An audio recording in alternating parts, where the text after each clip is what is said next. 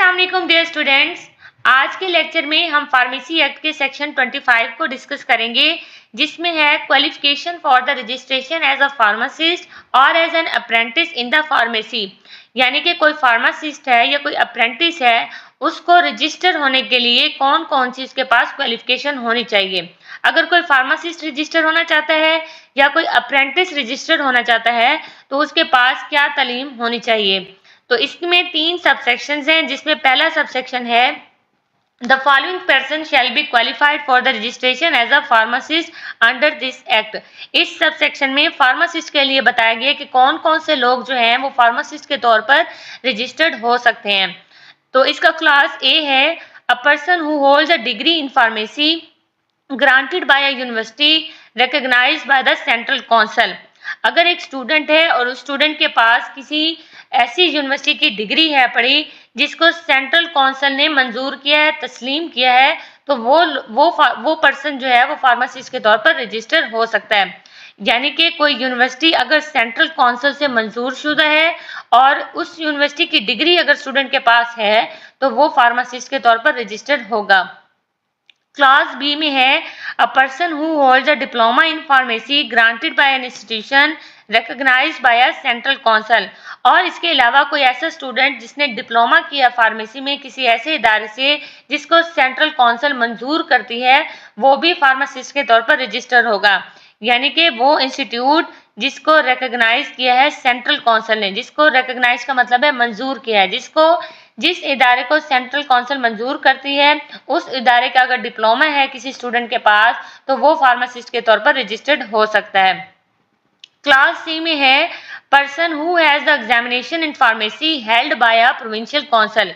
Provincial council ने अगर कोई एग्जाम कंडक्ट किया है और स्टूडेंट ने उस एग्जाम को पास कर लिया है तो वो स्टूडेंट भी फार्मासिस्ट के तौर पर रजिस्टर हो सकता है। तो इसमें 3 लोग बताए गए हैं, जिसमें पहला क्या है, ऐसा स्टूडेंट जिसके पास डिग्री है फार्मेसी की और ऐसा स्टूडेंट जिसने डिप्लोमा किया है फार्मेसी में, या ऐसा स्टूडेंट जिसने प्रोविंशियल काउंसिल का एग्जाम पास किया है। ये तीनों लोग जो हैं फार्मासिस्ट के तौर पर रजिस्टर्ड हो सकते हैं। तो सबसेक्शन 1 का पार्ट 1A है subject to the provision of subsection 3 within 1 year of Pharmacy Amendment Act 1973, a person who was considered qualified for the registration as a pharmacist on June 19, 1972 will still be considered qualified। इसका मतलब है कि जो pharmacy amendment act 1973 है, यानी कि एक तो फार्मेसी एक्ट है 1967 है, तो इसको फार्मेसी अमेंडमेंट एक्ट इसीलिए कहा गया है कि इसमें जो तब्दीली की गई है 1973 में, इसीलिए इसको फार्मेसी अमेंडमेंट एक्ट कहा गया है 1973 का। अमेंडमेंट का मतलब है तब्दीली करना। तो इस सब सेक्शन का मतलब ये है कि अगर कोई शख्स 19 जून 1972 को फार्मासिस्ट के तौर पर काम करने के लिए अहल था, तो 1973 के बाद जो नया कानून बना है, उस नए कानून में भी उसे 1 साल तक फार्मासिस्ट के तौर पर अहल समझा जाएगा।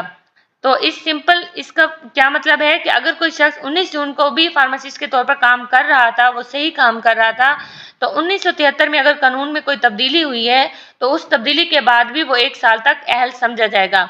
मजीद जो है फिर उसके ऊपर काम होगा। तो फर्स्ट सबसेक्शन में क्या बताया गया है कि कौन कौन से लोग जो है फार्मासिस्ट के तौर पर रजिस्टर हो सकते हैं, जिसके पास डिग्री होगी, जिसने डिप्लोमा किया होगा या जिसने एग्जाम पास किया होगा। ये तीनों लोग जो है फार्मासिस्ट के तौर पर रजिस्टर हो सकते हैं। और कोई भी शख्स जो 19 जून 1972 को फार्मासिस्ट के तौर पर रजिस्टर्ड हुआ था और वो काम कर रहा था, तो 1973 के नए कानून के बाद भी वो 1 साल तक अहल समझा जाएगा। फिर है subsection 2 the following rules shall be qualified for the registered as a apprentice in pharmacy. तो अब यहाँ पर अप्रेंटिस के लिए बताया गया है कि कौन कौन से लोग जो हैं अप्रेंटिस के तौर पर, ट्रेनिंग के तौर पर रजिस्टर्ड हो सकते हैं। तो इसमें सबसेक्शन 2 में क्लास 1 है an inspector of drug and a government analyst appointed under drug act 1940 if not eligible for the registration. 1940 drug act 1940 के मुताबिक जो लोग इंस्पेक्टर के तौर पर या गवर्नमेंट एनालिस्ट के तौर पर अपॉइंट हुए थे और वो जो है रजिस्ट्रेशन के काबिल अगर नहीं है, तो उनको अप्रेंटिस के तौर पर रजिस्टर किया जा सकता है। यानी कि जो इंस्पेक्टर होता है, ड्रग इंस्पेक्टर, वो इंस्पेक्शन करता है और जो गवर्नमेंट एनालिस्ट होता है वो मेडिसिन के ऊपर, ड्रग्स के ऊपर टेस्ट करता है कि ये मेडिसिन जो है वो ठीक बनी हुई है या नहीं बनी हुई। तो ड्रग एक्ट 1940 के एक्ट के मुताबिक जो लोग इंस्पेक्टर या गवर्नमेंट एनालिस्ट के तौर पर अपॉइंट हुए थे उनको जो है अप्रेंटिस के तौर पर रजिस्टर किया जा सकता है। A person certified by a government hospital to be qualified compounder and dispenser. इसके अलावा कंपाउंडर जो दवाइयाँ बनाता है और डिस्पेंसर जो देता है, तो कंपाउंडर या डिस्पेंसर अगर किसी गवर्नमेंट हॉस्पिटल ने इन दोनों को सर्टिफिकेट दे दिए कि ये लोग काम करने के काबिल हैं, ये सही लोग हैं, ये काम कर सकते हैं, तो ये लोग भी अप्रेंटिस के तौर पर रजिस्टर हो सकते हैं।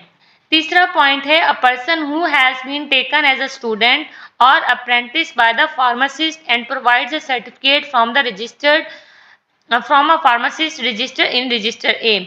यानी कि एक फार्मासिस्ट है और वो रजिस्टर ए में रजिस्टर्ड है, तो रजिस्टर्ड फार्मासिस्ट के अंडर अगर कोई स्टूडेंट जो है वो कोई काम करता है, चीजें सीखता है और उस फार्मासिस्ट ने उस स्टूडेंट को जो है सर्टिफिकेट भी दे दिया है कि ये बच्चा काम करने के काबिल है, ये सही बच्चा है, इसको काम आता है, तो ऐसा स्टूडेंट भी अप्रेंटिस के तौर पर रजिस्टर्ड होगा। फोर्थ है, a person who is qualified person within the meaning of rule of 65 of West Pakistan drug rules 1958 if not eligible for the registration. इसके अलावा लास्ट में है, वेस्ट पाकिस्तान ड्रग रूल्स 65 के मुताबिक अगर कोई क्वालिफाइड पर्सन है, कोई ऐसा पर्सन है जिसके पास डिग्री मौजूद है, तो वो भी अप्रेंटिस के तौर पर रजिस्टर्ड हो सकता है। तो कौन कौन से लोग इसमें शामिल हैं जो कि अप्रेंटिस के तौर पर रजिस्टर्ड होंगे? इसमें है ड्रग इंस्पेक्टर और गवर्नमेंट एनालिस्ट, और इसके अलावा कंपाउंडर और डिस्पेंसर, फिर है फार्मासिस्ट का कोई क्वालिफाइड, कोई सर्टिफाइड स्टूडेंट, और इसके अलावा वेस्ट पाकिस्तान ड्रग रूल्स के मुताबिक कोई क्वालिफाइड पर्सन। ये चारों लोग जो हैं अप्रेंटिस के तौर पर रजिस्टर्ड होंगे।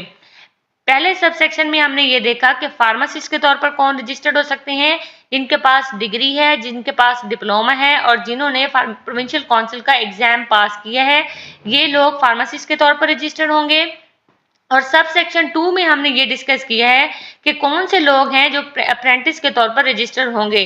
तो ड्रग इंस्पेक्टर, गवर्नमेंट एनालिस्ट, और इसके अलावा कंपाउंडर, डिस्पेंसर और फार्मासिस्ट का कोई स्टूडेंट, और इसके अलावा वेस्ट पाकिस्तान ड्रग रूल्स के मुताबिक कोई क्वालिफाइड पर्सन। ये चारों लोग जो हैं अप्रेंटिस के तौर पर रजिस्टर्ड होंगे, यानी कि फार्मेसी में ये काम करने के काबिल होंगे।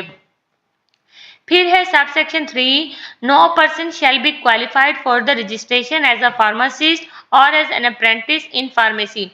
और ऐसा कोई भी शख्स जो है वो फार्मासिस्ट के तौर पर या अप्रेंटिस के तौर पर रजिस्टर नहीं होगा, जिसमें क्या है, if he is of unsound mind and so declared by the court.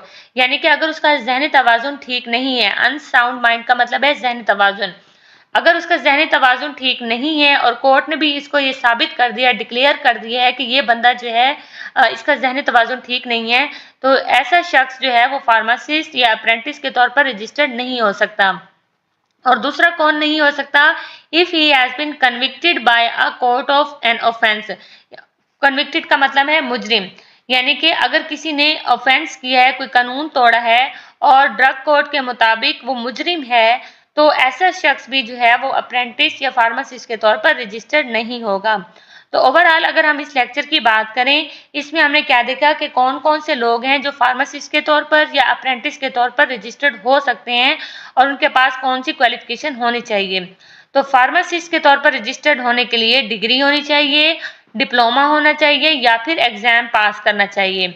और इसके अलावा अप्रेंटिस के तौर पर रजिस्टर्ड होने के लिए कौन कौन रजिस्टर्ड हो सकता है, जो कि ड्रग एक्ट 1940 के कानून के मुताबिक ड्रग इंस्पेक्टर या गवर्नमेंट एनालिस्ट मुकर्रर हुआ था, या जो कोई ऐसा कंपाउंडर या डिस्पेंसर है जिसे किसी गवर्नमेंट हॉस्पिटल ने जो है वो सर्टिफिकेट दे दिया है कि ये काम सही कर सकता है, वो भी अप्रेंटिस के तौर पर रजिस्टर्ड हो सकता है।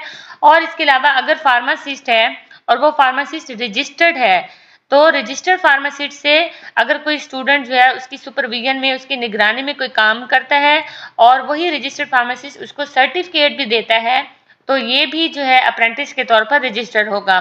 और लास्ट में वेस्ट पाकिस्तान ड्रग रूल्स के मुताबिक अगर कोई क्वालिफाइड पर्सन है, कोई पढ़ा लिखा इंसान है, तो वो भी जो है अप्रेंटिस के तौर पर रजिस्टर्ड हो सकता है।